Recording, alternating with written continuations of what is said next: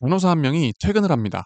12시간 넘는 근무를 마치고 하얀 유니폼을 벗고 병원 문을 나섭니다. 그리고 이 사람이 향하는 곳, 어디일까요? 집이 아닙니다. 푸드뱅크예요. 무료급식소란 말이에요. 실업자도 아니고 노숙자도 아닌데 매일 아침 출근 도장을 찍고 세금까지 꼬박꼬박 내는 정규직 간호사가 밥을 얻으러 줄을 선다는 게 이상하지 않나요? 근데 이게 지금 영국에서 실제로 벌어지고 있는 일입니다. 심지어 혼자만의 일도 아니에요. 영국 전역의 푸드뱅크 숫자 최소 2,500개가 넘습니다. 맥도날드 매장 수는요? 1,400개가 채 안 돼요. 햄버거 가게보다 무료 급식소가 더 많은 나라. 이게 한때 전 세계 부의 절반을 쥐고 흔들던 해가 지지 않는 나라의 지금 모습입니다. 2020년엔 더 충격적인 일이 있었어요. 유니세프 아시죠? 아프리카나 분쟁 지역, 전쟁으로 폐허가 된 나라의 아이들 굶주림 막겠다고 전 세계를 뛰어다니는 그 국제기구. 그 유니세프가 70년 역사상 처음으로 자기 나라 아이들 먹이겠다고 자국 지원에 나섭니다. 영국 지부가 말이죠. 당시 노동당 부대표까지 나서서 이건 국가적 수치라고 했을 정도예요. G7 선진국이 유니세프의 도움을 받는 처지가 된 겁니다. 그런데요, 진짜 소름 돋는 건 따로 있습니다. 2008년 금융위기 이후로 지금까지, 그러니까 16년 동안 영국 노동자들의 실질 임금은 단 1원도 오르지 않았어요. 나폴레옹 전쟁이 끝난 이후 최악의 임금 정체입니다. 물가는 오르는데 월급은 그대로다? 이거 사실상 계속 가난해지고 있다는 소리거든요. 16년 전에 첫 월급 받은 사람이 지금 받은 돈의 실질 가치가 그때랑 똑같다는 거예요. 자, 여기서 질문 하나 드릴게요. 여러분은 영국이랑 한국, 누가 더 잘 사는 나라라고 생각하세요? 당연히 영국 아니냐고요? 좋습니다. 그럼 숫자로 확인해보죠. 구매력 평가. 그러니까 PPP 기준 1인당 소득. 쉽게 말하면 그 나라 돈으로 실제로 얼마나 살 수 있느냐를 재는 지표예요. 2026년 IMF 최신 데이터 기준 한국이 약 6만 8,600달러, 영국이 6만 7,500달러, 한국이 이미 앞섰습니다. 불과 70여 년 전 전쟁으로 잿더미가 된 땅 위에서 세계 최빈국으로 시작했던 그 나라가요. 이게 비유가 아니에요. 지금 벌어지고 있는 현실입니다. 불과 몇십 년 전만 해도 상상조차 할 수 없었던 일이 벌어진 거죠. 도대체 이 거대한 제국에 무슨 일이 있었던 걸까요? 어디서부터 톱니바퀴가 어긋나기 시작한 걸까요? 지금부터 그 몰락의 뿌리를 하나씩 아주 꼼꼼하게 파헤쳐 보겠습니다. 이야기는 1970년대로 거슬러 올라갑니다. 세계의 공장이라는 별명, 원래 영국 거였어요. 산업혁명의 발상지, 증기기관과 방적기가 태어난 곳, 1970년 제조업이 영국 경제에서 차지하는 비중 무려 30%였습니다. 국가 경제의 3분의 1이 공장에서 나왔다는 얘기예요. 근데 지금은요, 8에서 9%입니다. 별반도 아니고 3분의 1 토막이 난 거예요. 50년 만에 이렇게까지 쪼그라들 수 있다는 게 상상이 되시나요? 이 나라가 어느 순간부터 공장 기름때를 부끄러워하기 시작합니다. 대신 뭘 택했냐고요? 금융이에요. 런던 시티의 화려한 유리 빌딩, 정장 입은 은행원들, 제조업은 촌스럽고 금융은 세련됐다. 이런 인식이 국가 전체를 지배하기 시작한 거죠. 정치인들도, 언론도, 심지어 학교에서도 미래는 금융에 있다고 가르쳤어요. 그 결과가 뭐였을까요? 영국을 대표하던 자동차 브랜드들 하나씩 하나씩 해외로 팔려나갑니다. 제규어와 랜드로버, 누구한테 넘어갔는지 아세요? 인도의 타타 그룹이에요. 한때 200년 동안 식민 지배했던 그 인도 말입니다. 롤스로이스는 독일 BMW 손에, 벤틀리는 폭스바겐 품으로 들어갔고요. 브랜드 이름은 여전히 영국산인데 심장은 이미 남의 나라 것이 된 거예요. 기술도, 자본도, 미래도 전부 다른 나라로 흘러가 버린 겁니다. 여기서 더 무서운 게 뭐냐면요. 이 흐름이 지금도 계속되고 있다는 거예요.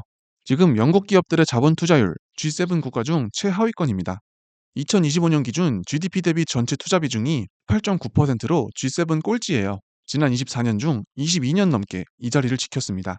로봇도 안 사고, 공장 설비도 안 늘리고, 신기술에도 투자 안 하고, 그럼 그 돈은 다 어디로 갔을까요? 주주들 배당금으로, 자사주 매입으로 흘러들어갔습니다. 기계를 사는 대신 국가를 방어하는 것, 이게 더 합리적인 단기 생존 전략이었던 거예요. 이게 영국식 자본주의의 민낯이었던 거죠. 설상가상으로 최근엔 전기요금까지 발목을 잡습니다. 영국의 산업용 전기요금, G7 국가 중 가장 비싸요. 국제에너지기구 회원국 평균보다 46%더 비싸고 프랑스보다는 40%나 더 냅니다. 생각해보세요. 제조업 강국이어야 할 G7 국가들 중에서 정작 공장 돌리는데 가장 돈이 많이 드는 나라가 되어버린 거예요. 투자도 안 하고 전기요금은 유럽에서 손꼽히게 비싸고 이러니 남아있던 제조업조차 버틸 재간이 없는 거죠. 근데 이것만으로 끝이 아니에요. 진짜 결정적인 실책은 따로 있었거든요. 1970년대 영국 앞바다에서 엄청난 사건이 터집니다. 북해 유전, 상상해보세요. 하늘에서 갑자기 돈벼락이 쏟아지는 거예요. 이 오일머니를 어떻게 썼느냐?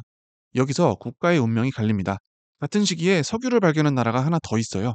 노르웨이입니다. 이 나라는 그 돈을 흥청망청 쓰지 않았어요. 국부 펀드를 만들어서 차곡차곡 쌓아뒀거든요. 그 결과가 지금은 어떻게 됐게요? 2026년 현재 노르웨이 국부 펀드 규모 약 3천조 원이 넘습니다. 세계 상장 기업 지분의 1.5%를 이 작은 나라 하나가 소유하고 있는 거예요. 노르웨이 국민 한 명당 4억 원 넘는 돈이 이 펀드에 쌓여 있는 셈입니다. 영국은요? 잔고, 사실상 빵원입니다. 그 돈 전부 당장의 복지와 감세로 태워버렸거든요. 미래에 투자하는 대신 오늘의 표를 산 거죠. 노르웨이가 자식 세대를 위해 씨앗을 심을 때 영국은 그 씨앗까지 먹어치운 셈입니다. 지금 당장 편해지는 길과 30년 뒤를 위해 참는 길, 영국은 전자를 택했고 그 청구서가 지금 날아오고 있는 겁니다. 1980년 영국 전체 일자리의 25%가 제조업 현장에 있었습니다. 4명 중 1명이 공장에서 일했다는 얘기예요. 지금은요? 8% 남짓입니다. 공장에서 일하던 그 수많은 사람들 다 어디로 갔을까요? 일부는 서비스업으로, 일부는 실업으로, 그리고 상당수는 그냥 노동시장 밖으로 밀려났습니다.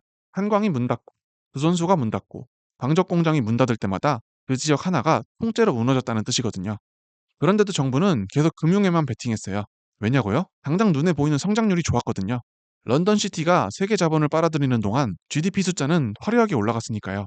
근데 2008년 그 화려함의 민낯이 드러납니다. 전 세계에서 금융위기가 터졌을 때 유독 영국이 가장 크게 휘청였어요. 왜였을까요? 경제 전체가 금융 섹터에 지나치게 쏠려 있었기 때문입니다. 제조업이라는 완충 장치가 없으니 금융이 흔들리면 나라 전체가 함께 흔들릴 수밖에 없었던 거예요. 한 산업에 몰빵한 국가의 숙명이었던 셈이죠. 자, 여기서부터예요. 영국 몰락의 가장 기형적인 얼굴, 바로 런던입니다. 한때 런던은 전 세계 부자들의 놀이터였어요. 억만장자들이 샴페인을 터뜨리고 명품 매장이 줄지어 있고 세계 금융의 심장이라고 불렸던 곳. 근데요, 지금 이 도시에서 벌어지고 있는 일을 알면 좀 놀라실 거예요. 2025년 헨리 앤 파트너스가 발표한 세계 부자 도시 보고서를 보면 런던은 지난 10년 사이 100만 장자 인구가 줄어든 세계 단 2개 도시 중 하나예요.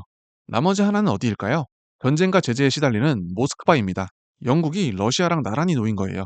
최근 1년 사이에만 11,300명의 백만장자가 런던을 떠났습니다. 지난 10년으로 넓혀보면 3만 명이 빠져나갔고요. 그 결과 런던은 세계 5대 부자 도시 자리에서도 밀려나 6위로 떨어졌습니다. 세금 정책 변화, 파운드화 약세, 브렉시트 이후 흔들리는 경제 전망, 이런 것들이 부자들 발길마저 돌리게 만든 거예요. 가난한 사람들이 힘들어서 떠나는 도시, 그건 그럴 수 있다 쳐요. 근데 돈 많은 사람들까지 짐을 싸서 떠난다? 이건 그 도시의 미래에 대한 신뢰 자체가 무너지고 있다는 신호거든요. 그런데 이 화려함의 이면, 진짜 문제는 다른 데 있습니다. 바로 모든 자원이 런던 하나에만 쏠려 있다는 거예요. 최근 조사에 따르면 런던은 지방보다 1인당 최대 3배 가까운 교통 인프라 투자를 받아왔습니다. 지난 10년간 이 격차만큼 지방에 추가로 투자됐어야 할 돈 1,400억 파운드, 우리 돈으로 250조 원이 넘는 돈이 그냥 증발해버린 셈이에요.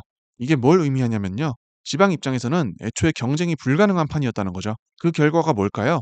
런던에서 차로 3시간만 벗어나 볼까요? 맨체스터, 리버풀 같은 과거 산업 도시들. 여기 가면 뭐가 보이냐면요. 텅 빈 공장과 셔터 내린 상점들 뿐이에요.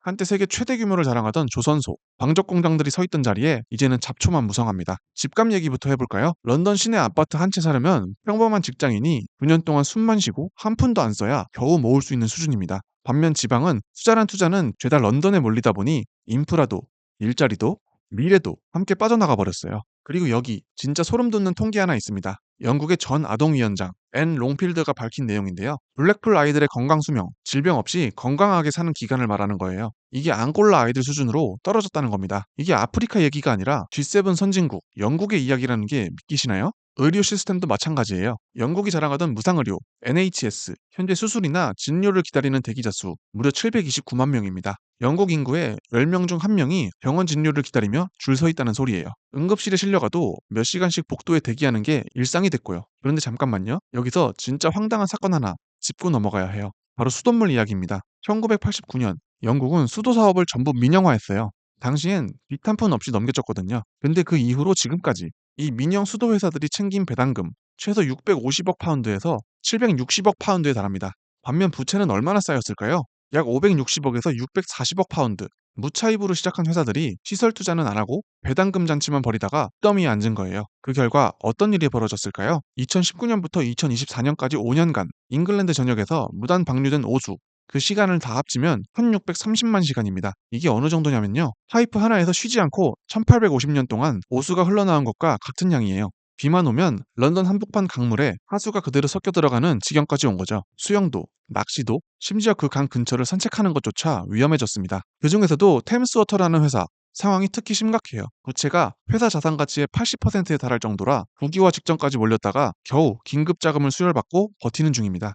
런던과 그 주변 1600만 명의 식수를 책임지는 회사가 이 지경인데 그동안 경영진과 주주들은 배당금 잔치를 벌였다는 게 밝혀지면서 국민적 공분을 사기도 했죠. 수도관만의 문제가 아니에요. 인프라 전체가 그래요. 런던 지하철, 세계 최초로 개통된 지하철인데 그 역사가 벌써 160년이 넘었습니다. 세계 최초라는 타이틀은 자랑스러운데 문제는 지금까지도 그 시절 배관과 터널을 그대로 쓰고 있다는 거예요.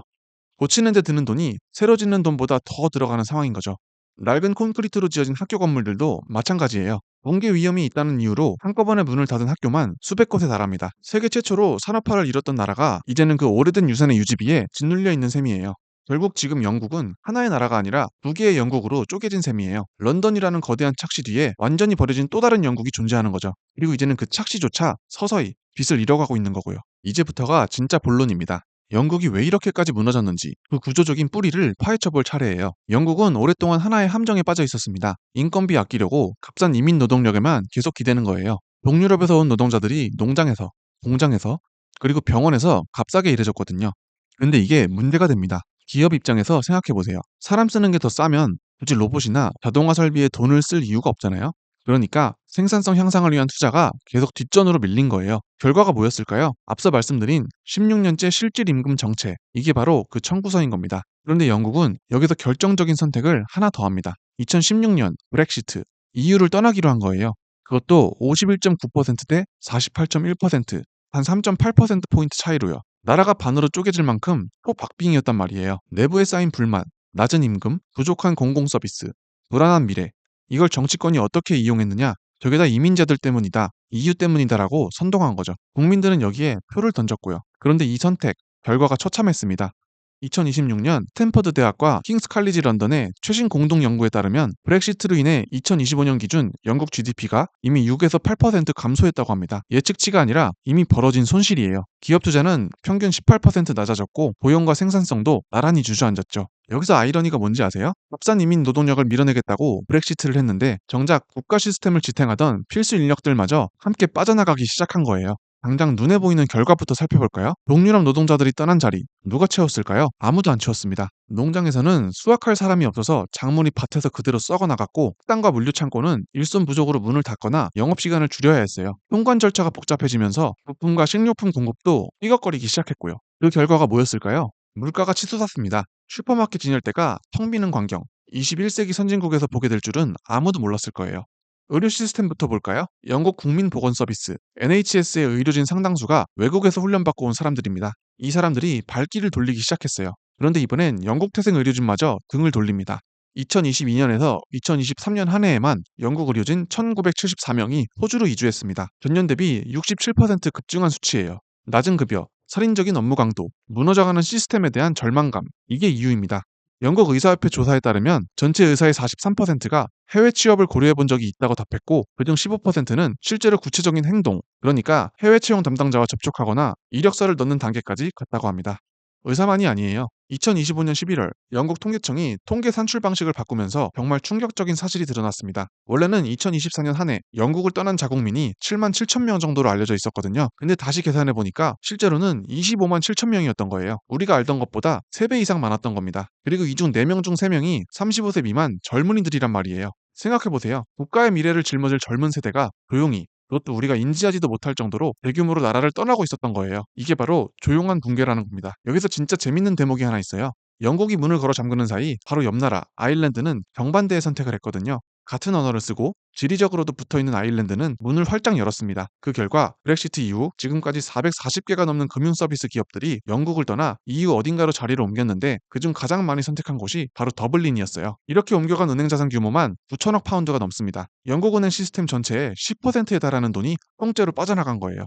바클레이스, 뱅크 오브 아메리카, JP모건 같은 대형 은행들까지 줄줄이 더블린의 새 둥지를 텄고요. 영국이 선택한 고립이 바로 옆 이웃나라의 성장을 도와준 셈이랄까요? 씁쓸한 아이러니 아닌가요? 정치는 이 와중에 뭘 하고 있었을까요? 8년 사이 총리가 5번이나 바뀌었습니다. 그 중에서도 리즈 트러스 총리 이야기는 꼭 짚고 넘어가야 해요. 2022년 취임하자마자 450억 파운드 규모의 대규모 감세안을 발표합니다. 재원 마련 계획도 없이요. 시장은 즉각 패닉에 빠졌고 국채 금리가 폭등하면서 연금 펀드들이 줄줄이 마진콜을 당하기 시작했어요.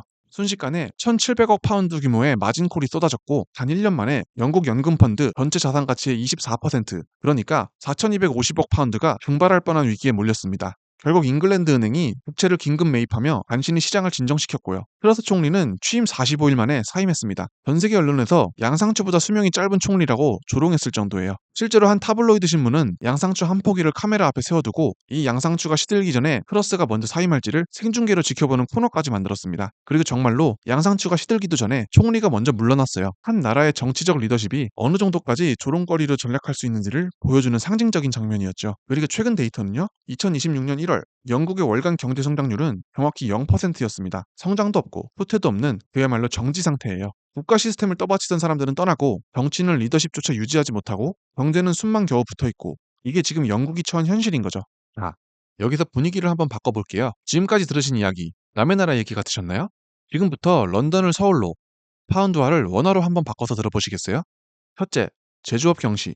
영국이 공장을 버리고 금융으로 몰려갔다면 한국은 지금 어디로 몰려가고 있나요? 반도체와 공학을 이끌어야 할 최상위권 인재들, 전부 의대로만 향하고 있습니다. 그리고 국민 전체가 기술 혁신보다는 아파트 갭 투자에 목을 메고 있는 현실. 이거 영국의 금융 올인과 본질적으로는 뭐가 다른가요? 둘째, 런던 공화국. 영국의 모든 자원이 런던 하나에만 쏠렸다면 한국은 어떤가요? 벤처 투자의 80%가 수도권에 집중되고 지방은 인프라도 인구도 소멸해가는 중이잖아요. 런던 공화국이 아니라 서울 공화국인 거예요. 셋째, 이민 의존. 영국이 값싼 이민 노동력에 기대다가 생산성 투자를 놓쳤다면 한국은 지금 뭘 하고 있나요? 자동화 산업구조 계약 대신 외국인 노동자 쿼터만 계속 늘리면서 저출생으로 뚫린 구멍을 땜질하려는 근시안적 처방. 이거 영국이 걸어간 길과 정확히 겹치는 거 아닌가요? 넷째, 청년 탈출.